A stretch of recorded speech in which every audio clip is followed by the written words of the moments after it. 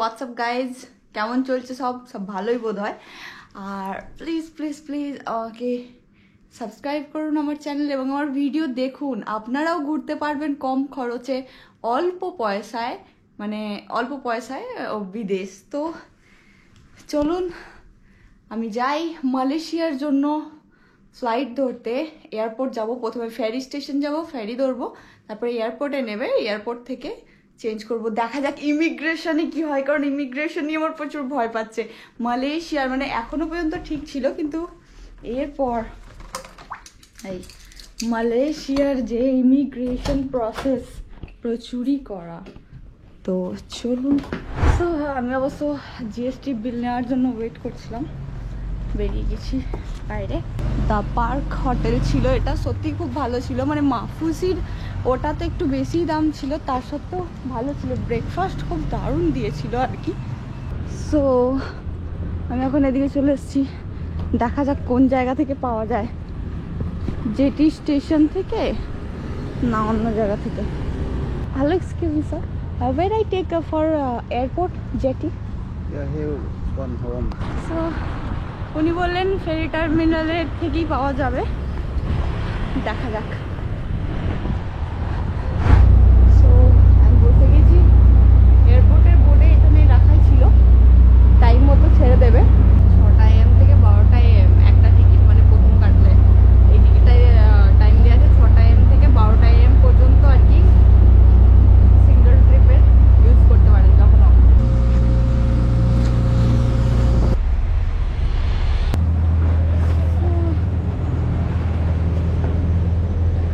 চলে এসেছি আমি এয়ারপোর্টে এবং এবার ভিতরে যাওয়া যাক ভাই, দেখা যাক কী ব্যাপার। অনেক কষ্টে প্রায় আমি 7টা 9টা 10টা বাজতে যাচ্ছে, 3 ঘন্টা লাইনে। প্রথমে এন্ট্রি লাইন, তারপরে গিয়ে চেক ইন হচ্ছে। সেখানে গেট নাম্বার 1 থেকে 3 দেওয়া আছে, আমার অবশ্য গেট নাম্বার 3, মানে 1 থেকে 6 দেওয়া আছে। প্রচুর প্রচুর লম্বা প্রসেস। প্রথমে এন্ট্রি করতেই চেকিং, তারপরে ব্যাগ চেক করলো। ইমিগ্রেশনের পর এরকম একটা স্ট্যাম্প দেবে। সো ওই যে এরকম এলইডিতে লেখা আছে এয়ার এশিয়া 8075, ওটা হচ্ছে আমার ফ্লাইট নাম্বার। আর কুয়ালালামপুর 10টা 55। তো এটা 4 নম্বরে দিয়েছে আমাকে। অবশ্য বোর্ডিং পাসে লেখা ছিল 3 নম্বর, এখানে 4-এ দিয়েছে। তাও ঠিক আছে, একদম কাছাকাছি। কিন্তু শ্রীলঙ্কা থেকে যখন মালদ্বীপ আসছিলাম তখন ভাই বলেছিল 1 নম্বরে বোধ হয়, হ্যাঁ 1-2 নম্বরেই বলেছিল। এবং তারপরে দিয়েছিল কিন্তু কত 11 নম্বরে, মানে প্রচুর চাপের হয়ে গেছিলো। উপরে উঠে তারপরে ছুটে ছুটে যেতে হয়েছিল গেটে।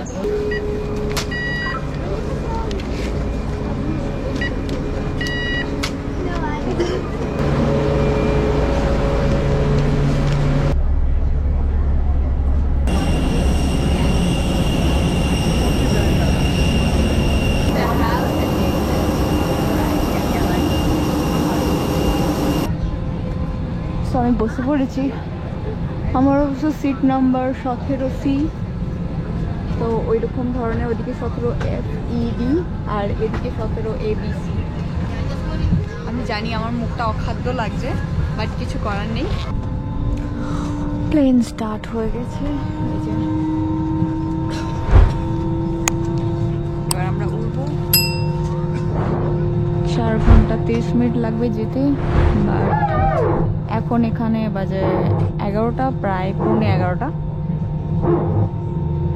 কিন্তু ভাই মালয়েশিয়া যখন পৌঁছাবো ওখানে বোধ হয় বিকাল 6টা বাজবে, 6টা 5:30 6টা।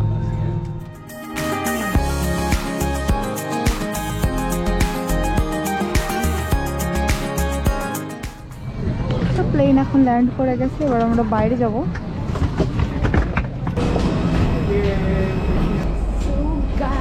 এটা হচ্ছে 3য় নম্বর দেশ আমরা এখন দেখতে চলেছি। নেমে গেছি, দেখা যাক ইমিগ্রেশনে কি ঝামেলা হয়, তারপর দেখা যাবে বস।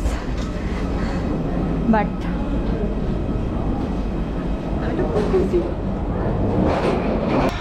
এখানে অবশ্য বাইরের দেশে জিনিসপত্র মানে ময়লা ফেলার জন্য আলাদা আলাদা ডাস্টবিন রাখা হয়, আমার তো একটাতেই সবই ফেলা হয়। এখানে আলাদা আলাদাভাবে মানে একটাতে লিকুইড, একটাতে প্লাস্টিক, আর একটাতে এমনি কাগজ তৈরিভাবে। দারুণ একটা ব্যবস্থা। 3 ঘন্টা 26 মিনিট এগিয়ে আছে মালয়েশিয়া সময় আর ভারতের পিছিয়ে, কিন্তু মালদ্বীপে ছিল কিন্তু আধা থেকে 1 ঘন্টার ডিস্টেন্স। ভারতে গিয়েছিল, মালদ্বীপ পিছিয়ে ছিল টাইমের হিসাবে, বাট এখানে উল্টো। So guys congratulation. আমি ইমিগ্রেশনে গেছিলাম, সেরকম করা না, খুবই সুন্দরভাবে উনি আমাকে প্রশ্ন জিজ্ঞাসা করলেন এবং আমি দেখাতেই হয়ে গেল, মানে অতটা চাপের লাগলো না মালয়েশিয়া, মালদ্বীপের মতো মালয়েশিয়াটা। তো এই যে পেয়ে গেছি স্ট্যাম্প এবং কংগ্রাচুলেশন গাইজ। এবার আমরা মালয়েশিয়া দেখতে যাচ্ছি। ওয়াও, জাস্ট দারুণ লাগছে। এটা হচ্ছে কারেন্সি এক্সচেঞ্জ অফিস। $100 আমাকে 443 রিঙ্গিট দিল, অ্যান্ড যেটা আমি এখন তখন আজকে 476 রিঙ্গিট আর কি আছে প্রাইস, তার মানে ভারতীয় পয়সায় 576 টাকা মতো কিন্তু চার্জ কাটলো। আর এটা হচ্ছে গিয়ে সিম কার্ড, এখানে নর্মাল স্পিড, হাই স্পিড ধরনের আছে। তো 29 রিঙ্গিট নিল একটা সিম নিতে, 40 জিবি দিয়েছে, অ্যান্ড 15 রিঙ্গিট যেটা সেটা ওনারা আর কি গ্যারেন্টি দিচ্ছেন না, সো বেকার নিয়ে ফেসে লাভ নেই, তার জন্য আর কি আমি 29 রিঙ্গিট দিয়েই নিলাম। 29 রিঙ্গিট মানে 504 টাকা হলো গিয়ে সিম কার্ডের পয়সা কাটলো। আর অবশ্য শ্রীলঙ্কায় এরকম ধরনেরই নিয়েছিল। আর আমি এখন বাসের টিকিট কাটতে যাচ্ছি কুয়ালালামপুর যাব বলে, মালয়েশিয়ার ক্যাপিটাল, মালয়েশিয়ার সিটি। তো সবাই কেমন আছেন? এখানে অবশ্য ভারতে এখনও হচ্ছে যে 4টা বাজছে, এখানে অলরেডি 7:30 বেজে গেছে। মেট্রো বললে কেউ বুঝতে পারবে না, এখানে অবশ্য ট্রেন আর সেটার আলাদা একটা নাম আছে বস। এখানে কিন্তু এরকম ওপরে আর কি দেয়া থাকে যাতে অসুবিধা না হয়, অ্যান্ড এখান থেকে দেখিয়ে দিল তীর চিহ্ন নিচের দিকে বাস। সো এই যে এয়ারপোর্টে পিলারগুলো রাখা আছে, ওখানে কিন্তু লেখা আছে, বাট ওনারা বললেন এখানে কোথাও একটা বাস স্টপ বা বাসের কাউন্টার আছে, বাস টিকিটের কাউন্টার। বাই এনাদেরকে জিজ্ঞাসা করি। বাস time 8:45 and outside and which number pillar? Outside there. Oh, okay. Thank you. আপনি এক্সিট করবেন টার্মিনাল 2 এর গেট থেকে, এক্সিট করে রাইট হাতে চলে আসবেন, আর ওখানে হলুদ রঙের যে স্ট্যান্ড বানানো আছে ওতে নাম্বার দেওয়া আছে, তো সেই হিসাবে A6, সামনে আছে A3, তো A3 যে পিলারটা ওর সোজা গেট আছে, এই যে এটা, এখানে এসে এই যে এই লাইনটা সোজা চলে যাবেন, ওখানে কাউন্টার আছে 3-4টা, আর টিকিট নিয়ে এখানে ওয়েট করতে পারেন। এবং মানে 8:45-এ আমার বাস আছে, তো 8:30-এ আমাকে A6 নম্বর ওই হলুদ কালারের স্ট্যান্ডগুলোর কাছে পৌঁছাতে হবে, মানে ওই দিকটা, মানে টার্মিনাল 2 যেই গেট দিয়ে আমি এক্সিট করলাম ওই দিকটা করে। বাবা প্রচুর ধরনের এখানে আর কি। তো এখন বাজে 7:40, তার মানে আমাকে অপেক্ষা করতে হবে আধ ঘন্টা। তো এখানে সুন্দর বসার জায়গা আছে, অনেকে ওয়েট করছেন বাসের জন্য। আবার ওখানে আমি বাস ধরে যাব, সেন্ট্রালে নামবো, এবং সেন্ট্রাল থেকে আমাকে আবার মেট্রো ধরতে হবে, যেটাকে মেট্রো এখানকার ভাষায় যেই ট্রেনটা ধরবো MRL, তো ওটা হচ্ছে অ্যাকচুয়ালি মেট্রো, আমাদের ভাষায় মেট্রো, কিন্তু এখানের ভাষায় ওটা MRL নাম্বার, মানে একটা ট্রেন। সো আমাকে যেতে হবে A6, তার মানে এখানে পিলার নাম্বার না, অ্যান্ড এটা হলো A6। তো আমার এটা দেওয়া আছে এই যে A6 স্কাই বাস। ভাই 8:52 বাজে এখন, বাসের টাইম ছিল 8:45, বাস বোধহয় লেট আছে, তা আমরা সবাই এখানে বসে পড়েছি। তো হচ্ছে স্পেন থেকে ওখানে একটু কথা হলো, ভালো লাগলো, বান্ধবী পেয়ে গেলাম।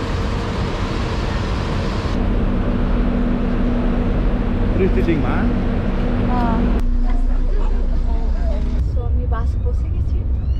অবশ্য সিট নাম্বার ওখানে মেনশন করা ছিল, কিন্তু সেটা ওরকম কাজে লাগে না, যেখানে খুশি বসতে পারেন। লম্বা একটা বাস, অবশ্য দারুণ কমফোর্টেবল, এটা পিছনেও হয়।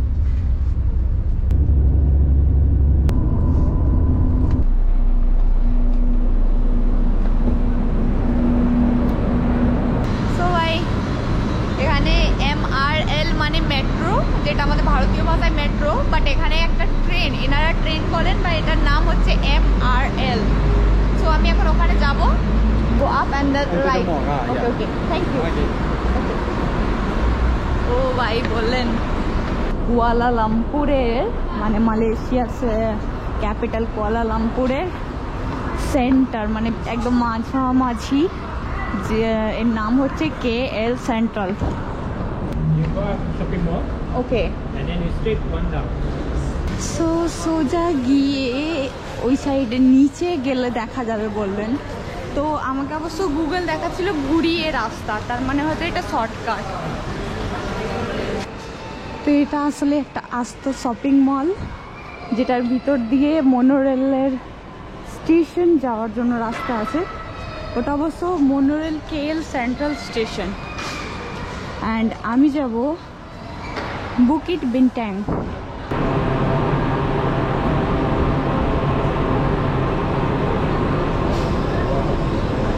অবশ্য যখন মেশিনে দেখাবে যে ক টাকা পেমেন্ট দিতে হবে, তখন ওখানে নোটের পিকচার আসবে এবং তাতে ক্রস দেওয়া থাকবে, যেগুলো ক্রস সেই নোট ওরা নেবে না, মেশিন ব্যাক করে দেবে অ্যামাউন্ট হিসাবে। জীবনে প্রথমবার কোনো বিদেশে এসে এত কনফিডেন্স নিয়ে টিকিট কেটে ফেললাম, আর পেরেও গেলাম। দিল্লিতে অবশ্য আমি ট্রাই করিনি ভয়ে, এখানে কিছু করার ছিল না, তাই একটু মাথা কাটালাম।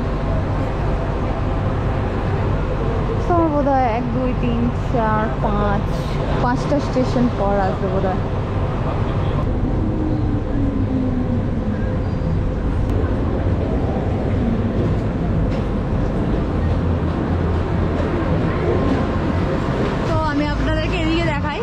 এই যে এটা KL সেন্ট্রাল, ওখান থেকে 1টা 2টো 3টে 4টে 5, মানে 6 নম্বরে হচ্ছে কি ওটা 6 নম্বর স্টপটা আর কি।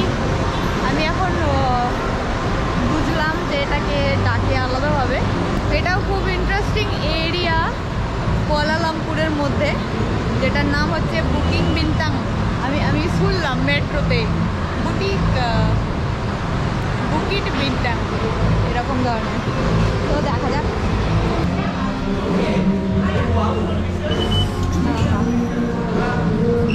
হ্যালো, তো এখানে দেখাচ্ছে ভাই 2 মিনিট হেঁটে যেতে হবে। তো এদিকে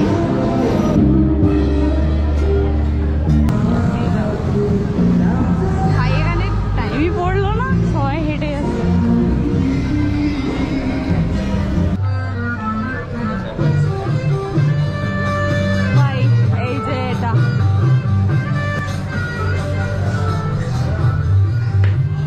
দারুণ লাগছে, একদম সেন্টারে, মানে এত সুন্দর একটা জায়গায় আমার রুম।